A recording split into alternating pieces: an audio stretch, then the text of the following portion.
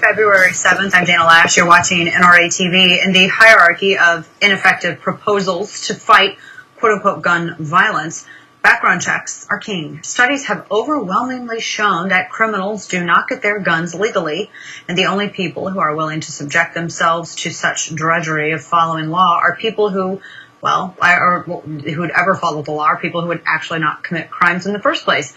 So these are no more than a ploy to not curb gun violence, but gun ownership, in fact.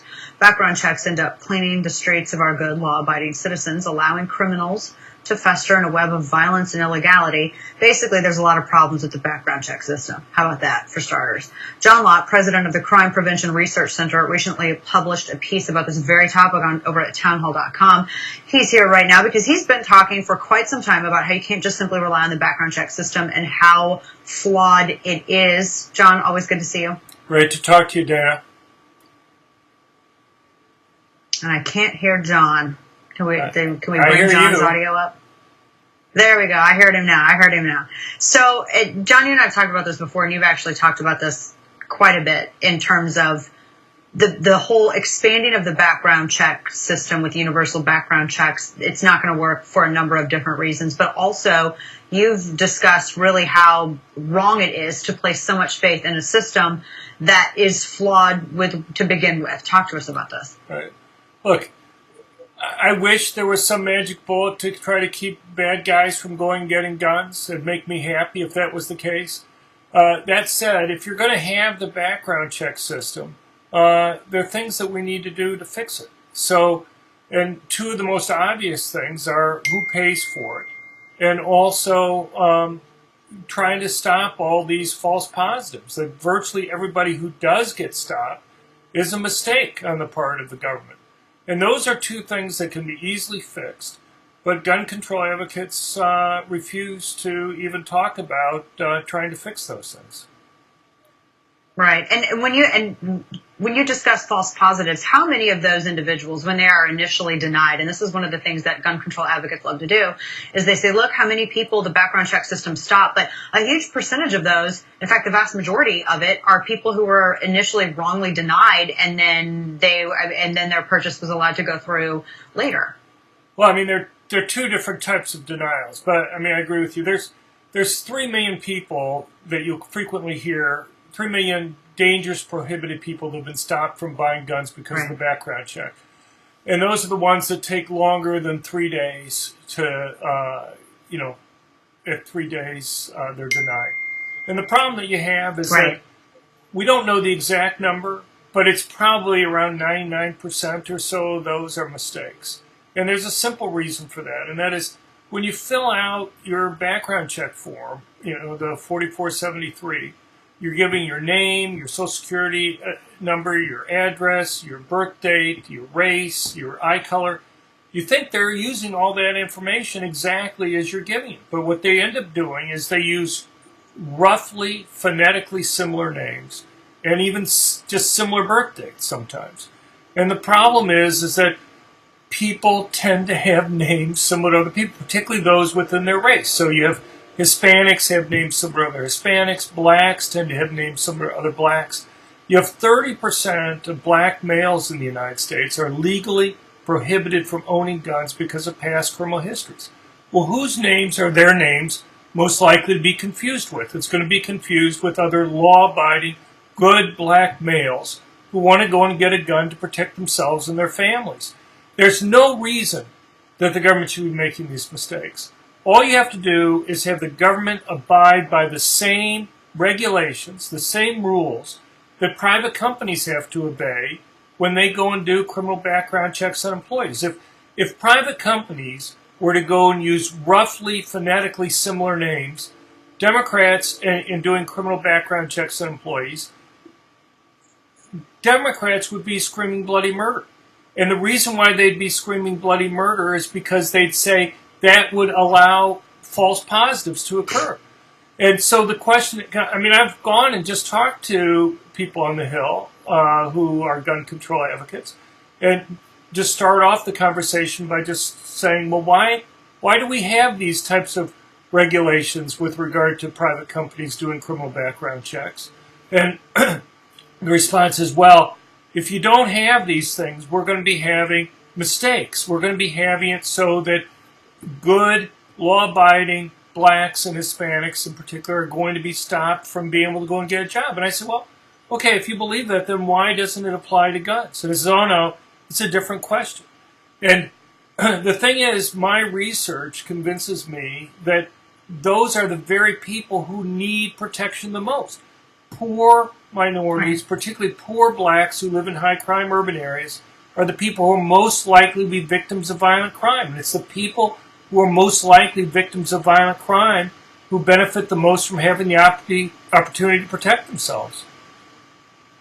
And universal background checks, which is something that has been proposed in the House. There's a companion bill in the Senate that was proposed by Chris Murphy, right, would make this problem, John, exponentially worse. Right. Well, basically require any private transfer of a gun is going to have to go through these same background checks. If you transfer it to a friend or to, some states have it even within families, you have to go and have this background check. But there's all sorts of bizarre side consequences. So one thing, if this bill that's in Congress right now were to get passed, let's say a woman who I knew was being stalked or threatened, and she calls me up on a Saturday night, and she says, asks if she can borrow a handgun.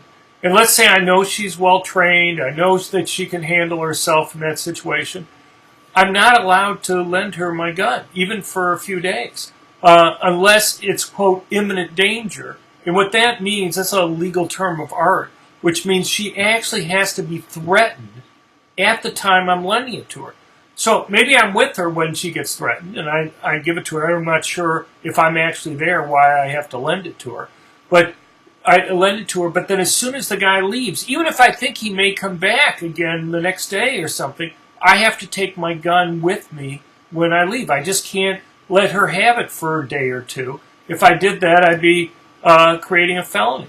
But I think the other big thing about these laws is just generally to make it costly for people to have guns. So in Washington, D.C., where they're going to be voting on this, it costs $125 to do a background check on a private transfer of a gun.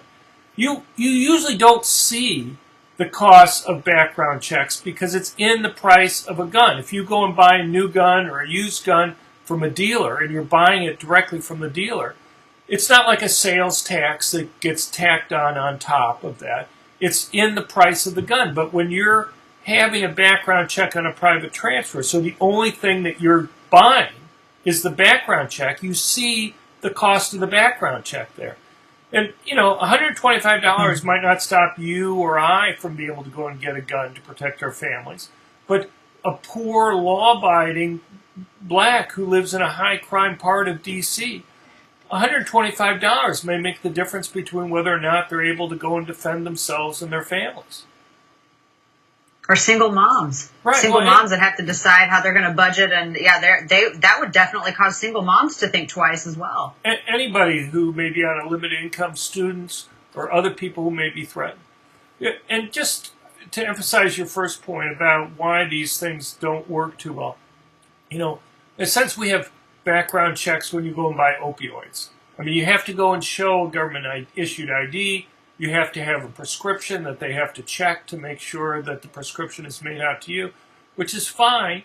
But the notion that somehow those types of checks are stopping people from illegally obtaining opioids just isn't serious. And the point is the same people who sell illegal drugs are the same ones who sell guns. Drug dealers have guns for a simple reason, and that is they have very valuable property. They're worried about somebody stealing the drugs that they have. It's not like a drug dealer can go to the police and say, look, this other drug dealer stole our drugs. Can you help us get them back? I did see that on Cops once. Okay. Not to interrupt you, but I swear to you, I saw that on Cops once. Right. Well, I mean, some criminals are pretty stupid. I don't know. But but they're not going to be in the business But you're right. long. They can't just go to the police and say, they stole my drugs, so what are you going to do about it? But they have to, that's their product that they have to protect. That's exactly right. And the thing is, why do you believe you'll be any more successful in stopping criminals from getting guns than you've been in stopping criminals from getting illegal drugs? You know, I go and give talks at universities, and one thing I often ask the students, I say, well, if I gave you a few days, how many of you think you can go and buy illegal drugs? And you'll have 70, 80% of the students will raise their hands saying that they're able to do that. Well, the thing is, you know, given that the same source for the illegal drugs is going to be a source for illegal guns, why do you think you're going to be any more successful? I mean, and this applies to lots of things. You know, we talk about red flag laws or other types of things where we say we're just going to ban certain people from being able to go and own a gun. If you really believe somebody's a danger, if you really believe that, then you ought to really seriously thinking about involuntarily committing the person and giving them treatment until you believe that they're safe. Because just saying, I'm not going to let you legally go and buy a weapon, is like saying to these individuals, I'm not going to let you legally go out and buy drugs. Yeah, no, it's the same thing. I completely agree. It's a good piece that's over at Town Hall right now that people need to go and check out. Background checks bill would turn many well-intentioned Americans into criminals. John Lott, you've always done such amazing work on this and have really led the way on it. Appreciate you giving us some of your time today to really, I think a lot of people needed to hear that particularly because there's certain things in that debate that people don't talk about, and what you just really explained out is one of those, actually some of those very things. John, always good to talk with you. Thank you. Thanks for having me on. People can find more at our website at crimeresearch.org. Thank you. Perfect. Thank you. You're clear, sir. Thank you very much. The disarmament primary is raging on with a